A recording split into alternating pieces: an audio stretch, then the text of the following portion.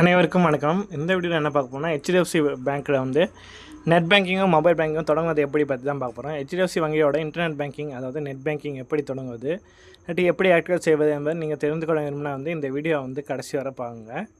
ஏன்னா வந்து நீங்கள் எதேனும் தவறு செய்துவிட்டால் உங்கள் வங்கி கணக்கு முடக்கப்படும் வாய்ப்பும் இருக்குது. எனவே இந்த தகவலை கவனமாக முழுமையாக பார்க்கணும். எப்படி விண்ணப்பிக்க வேணும், செய்முறை என்ன என்பதை அனைத்து தகவலும் உங்களுக்கு இதில் கிடைக்கும். எனவே கவனமாக புரிந்து கொள்ளுங்கள். மேலும் இந்த வீடியோவை லைக் செய்ய மறக்காதீங்க. ஏன்னா இதில் உருவாக்குறதுக்கு மிகுந்த உழைப்பு தேவைப்படுச்சு.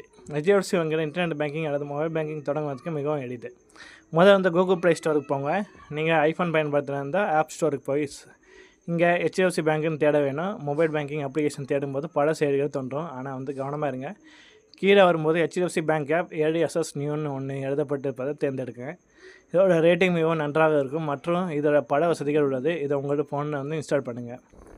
செயலியை தெரிந்தவுடனே ரெஜிஸ்டர் அண்ட் லாகின் என்பதை வந்து கிளிக் செய்யுங்க. இப்போது லொக்கேஷன் மற்றும் நோட்டிஃபிகேஷனுக்கு போன்ற அனுமதிகளை வந்து பெர்மிஷனை வந்து வழங்குமாறு கேட்கும். இது விருப்பத்திற்கு நீங்கள் விரும்பினா அனுமதிக்கலாம், இல்லாட்டி தவிர்க்கலாம். கீழோட டேர்ம்ஸ் அண்ட் கண்டிஷன்ஸ்லாம் வந்து படிச்சுட்டு வந்து கண்டினியூன்ற கிளிக் பண்ணுங்கள். இப்போ உங்கள் மொபைல் எண்ணை வந்து சரிபார்க்க சில அனுமதிகள் கேட்கும். ஏன்னா வந்து உங்கள் சிம் கார்டு வந்து உங்கள் மொபைல் நம்பர் வந்து ஹெச்டிஎஃப்சி பேங்க்கோட ரெஜிஸ்டர்டாக அது உங்கள் ஃபோனில் இருக்கான்னு வந்து ஃபோன் வந்து செக் பண்ணும். அதுக்கு வந்து அலோன்ஸ் கொடுங்க. உங்கள் வங்கி கணக்கூட இணைக்கப்பட்டுள்ள அதே மொபைல் எண்ணை வந்து உங்கள் ஃபோனில் இருக்குது என்பது வந்து ரொம்ப முக்கியம். உங்கள் நாட்டை வந்து இந்தியா என்பதை வந்து தேர்ந்தெடுத்து கண்டினியூ வந்து போடுங்க. உங்கள் ஃபோனில் இருக்க சிம்மு கார்டுகள் இருந்தால் வங்கி பதிவு செய்யப்பட்ட சிம்மை வந்து தேர்ந்தெடுத்துக்கோங்க. இங்கே யூபிஎஸ் இதை பயன்படுத்த வேணும்னா எனபிள் நவுன்னு கொடுக்கலாம், இல்லைன்னா வந்து ஸ்கிப் ஃபார் நவுன்னு கொடுக்கலாம்.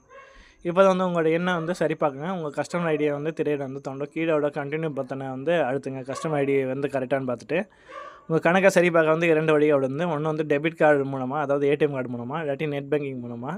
மிக எளிதாக வந்து டெபிட் கார்டை வந்து தேர்ந்தெடுப்பது தான். அதை வந்து தேர்ந்தெடுத்து வந்து நெக்ஸ்ட்னு கொடுங்க. இப்போ உங்கள் ஏடிஎம் கார்டோட முதல் மற்றும் கடைசி 4 எண்கள் வந்து காட்டுவாங்க.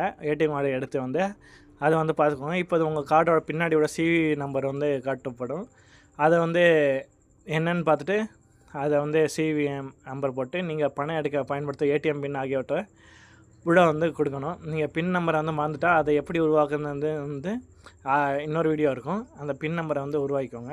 இப்போ வந்து உங்கள் எம்பின் செட் வந்து பண்ணணும். ஹெச்டிஎஃப்சி பேங்க் நெட் பேங்கிங்க்கு நீங்கள் ஒவ்வொரு முறையும் செயலியை திறக்கும் போது பாதுகாப்பாக இந்த பின் நம்பரை வந்து பயன்படுத்த வேண்டியது இருக்கும்.